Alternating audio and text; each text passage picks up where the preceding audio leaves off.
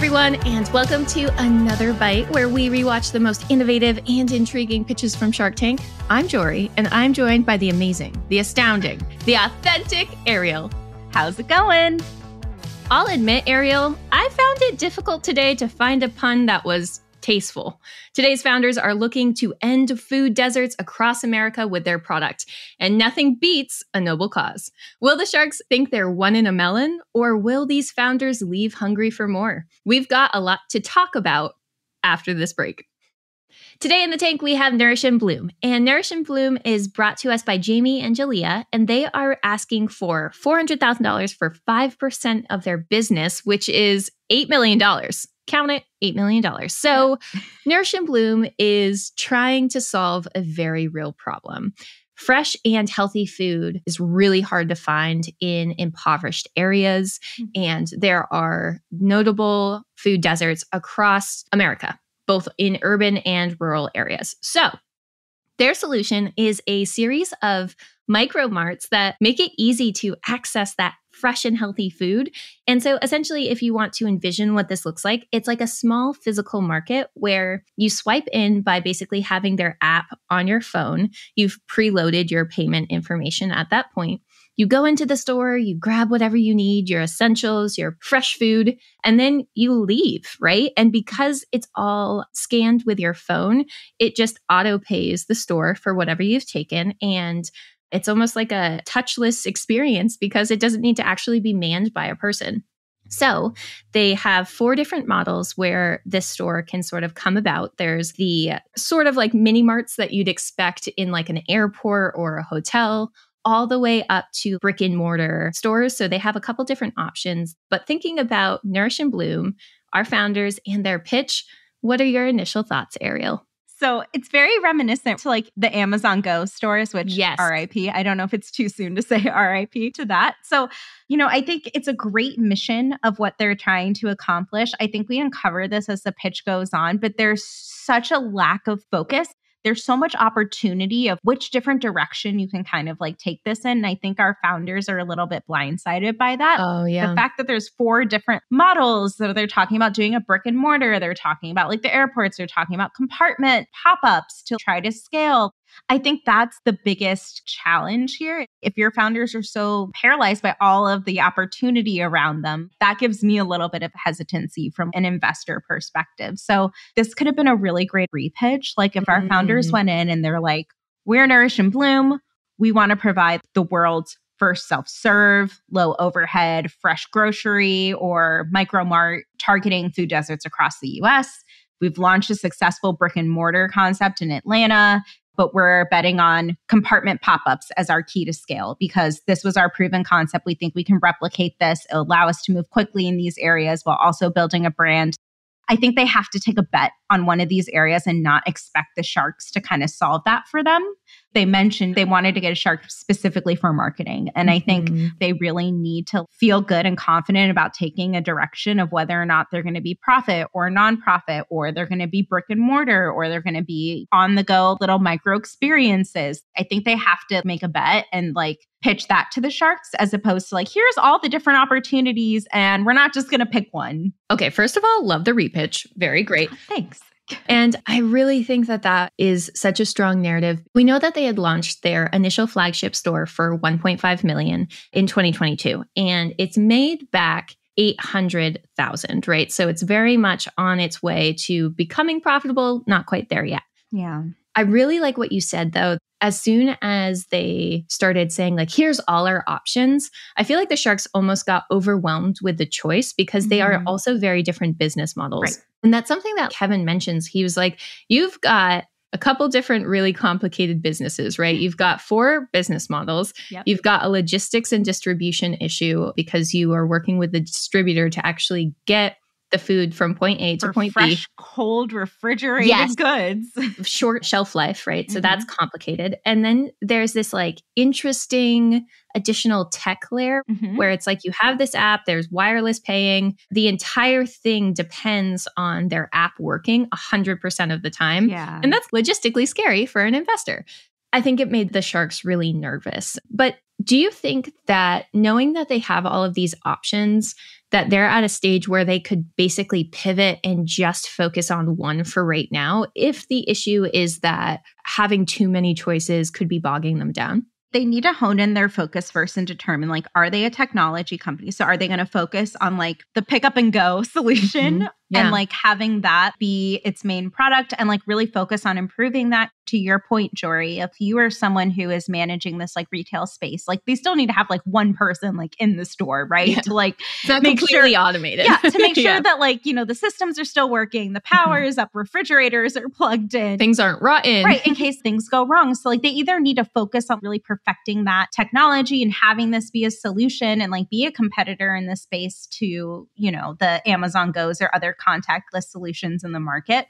Or do you focus more on trying to solve this problem of providing more fresh food and food deserts? So sounds like it's more of like the latter that they probably should lean into. So then at that point, it really is just a matter of distribution. You know that it's a problem that you're solving for. You also have to keep in mind too that your target audience may have a little bit of lower purchasing power as well. So how do you balance out some of those costs while still being profitable? And I think that's kind of what the sharks get into a little bit, because I think they give our founders the feedback of like, well, so you guys are kind of like a nonprofit. And they're like, no, we want to be, you know, a for-profit make venture money, capital, like generating business. Two things can be true at the same time. You want to make money and you want to help this cause, right? Right. You can do both. You can do both. I think that honestly, the most scalable way to do both would be to almost split up their company. And what I mean by that is this idea of like touchless buying, I think is very attractive in a post-COVID world. I think that a lot of people don't want to interact with other people when they leave their house.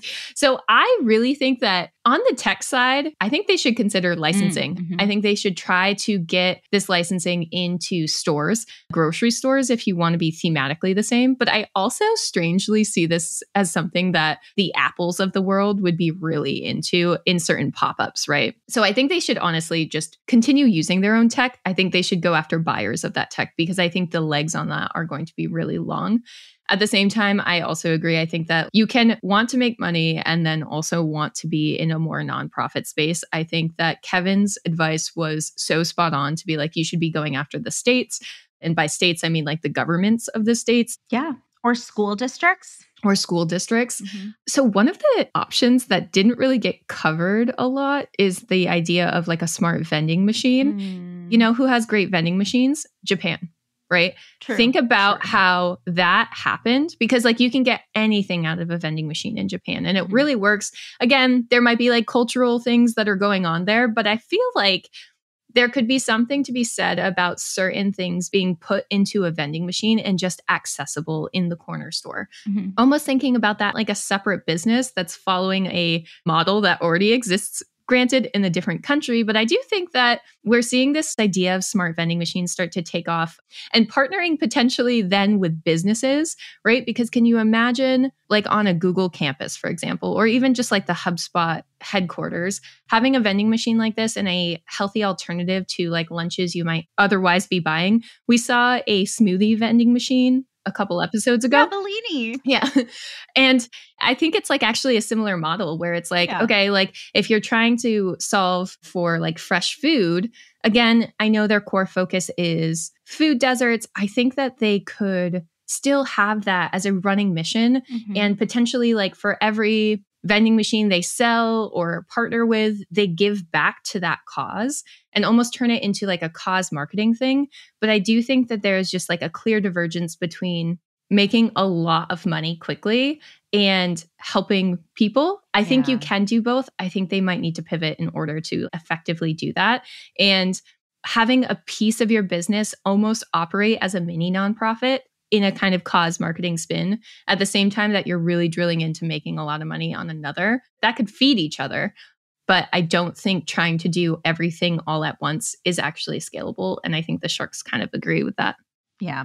I love the idea, though, of leaning in 100% to the self-serve vending machine kind of approach. And like, because then it allows you to utilize the technology, all you have to really focus on in that business model is just like the upkeep, the restock, and like the replenish. It's not as expensive as paying for electricity for an entire like corner like store in an airport versus, hey, I just lug this in. And then having like a 10% of every sale goes back into helping this cause or helping this mission is such a great idea of like still balancing out making profit, but also giving back and having that mission based.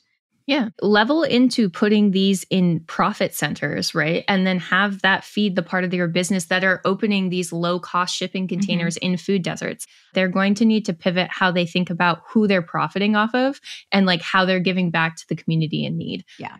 But I was curious. I think their branding was beautiful. It's so sleek and clean. Yeah. What are your thoughts of their branding? Because I personally think this was a win. Yeah. They're going for a very clean aesthetic.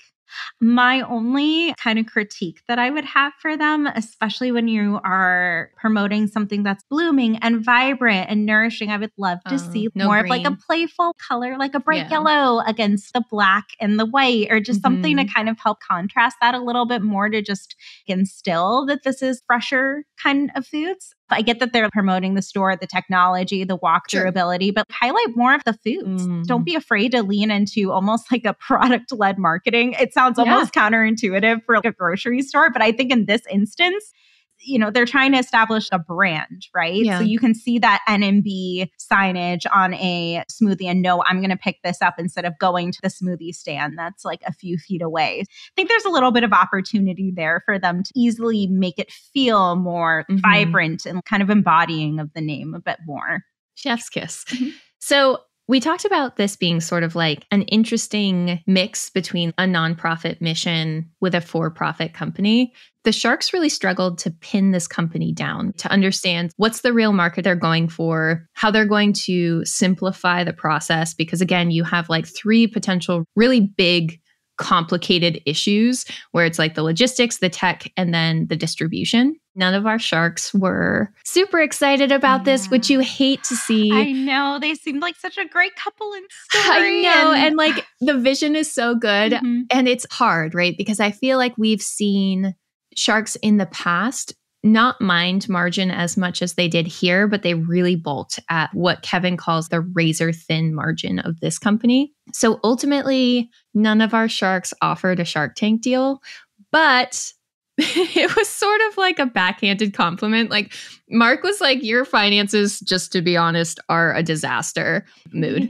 But he did offer to introduce them to folks in Dallas specifically. So when they come to Dallas, Mark will help them partner with the local government there, because apparently that's like something that Mark feels really passionate about, is like the food deserts that exist in Dallas specifically. So it's no Shark Tank deal, but it's at least potential Shark Tank help from Mark's team in the future. But unfortunately, all the Sharks were out. But I mean, I do love that for them. Maybe they can pick one of those 4 strategies and get that proof of concept in Dallas down pat, and then, continue to roll out in the rest of Texas and then hopefully beyond. I mean, yeah, once you gain traction in Texas, there's no going back, I guess.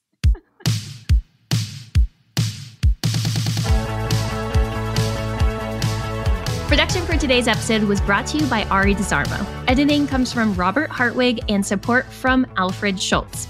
Subscribe on Apple Podcasts, Spotify Podcasts, or wherever you subscribe to the greatest podcasts ever. That does it for me. See you next week in the tank for another bite. I want to take a break to tell you about a podcast coming to the HubSpot Podcast Network, the audio destination for business professionals. It's called The Next Wave, AI and the Future of Technology. It's hosted by Matt Wolf and Nathan Lands. AI technology is transforming the way we do business, and the media landscape is currently fragmented. The Next Wave is leading the pack on AI technology and how you can apply it to growing your business. Matt and Nathan are leading AI creators and your guiding light in the AI and technology frontier. Listen to The Next Wave wherever you get your podcasts.